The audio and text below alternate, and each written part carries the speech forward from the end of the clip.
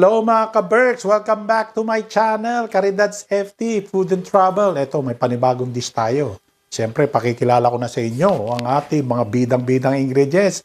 So, stay tuned!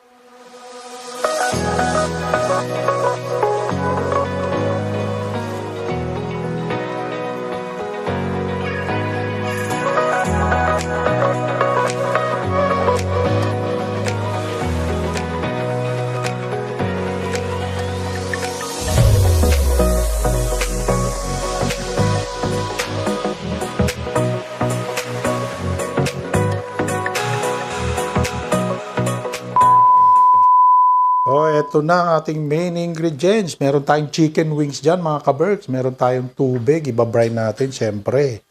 Meron tayong butter. Meron tayo dyang parmesan cheese. Meron tayong parsley flakes. Meron salt and pepper. Ayan, meron tayong patis. At ibabrine natin yan, may patis, mga ka-Berks. So, parang malasang malasa. Syempre, luluto natin yan, mga ka-Berks. So, stay tuned na, mga ka-Berks.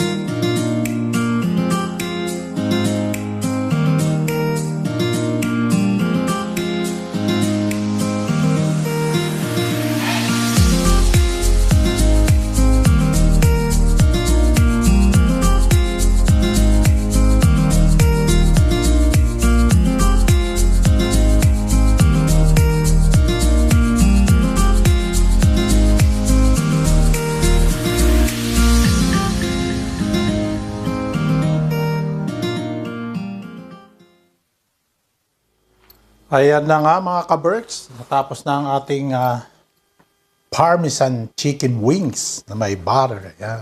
So, umpisa na natin to mga ka-Berks. So, siyempre, hindi mawawala ang ating quotes for today. At ang quotes for today, you were born to win, but to be a winner, you must plan to win, prefer to win, and expect to win. Zig Ziglar. Ayan, napakalupit po niyang may honor ng quotes na yan. Tama nga naman.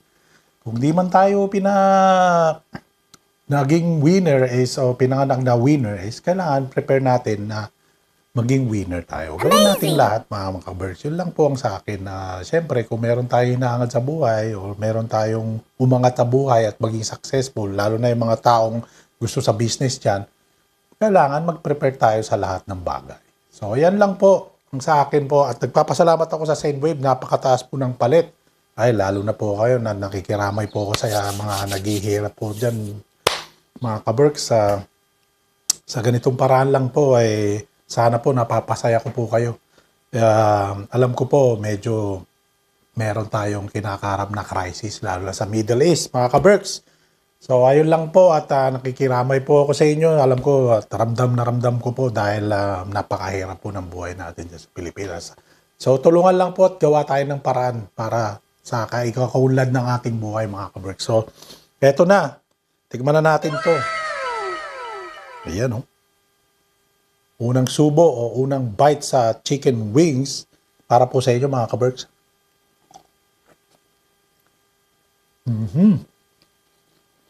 Ang lasa yung butter at saka yung queso, mga ka-Berks.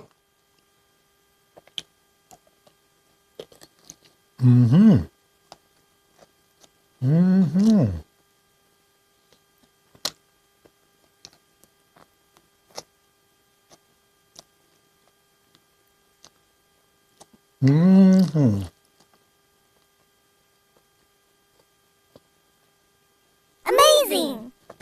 Pakalupit po, mga ka-Berks. Oo. Para naman sa akin.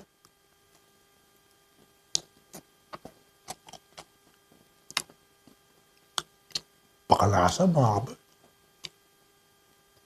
Tapos nalagyan natin ng parsley flakes, mga ka-Berks. Juicy po sa loob. Tapos, hindi naman crunchy, pero nakakasa siya. Mapit yung patis natin, asin, tsaka yung pamintang buo. Yan.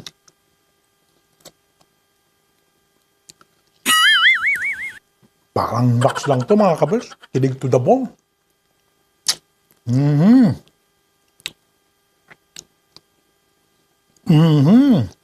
Amazing!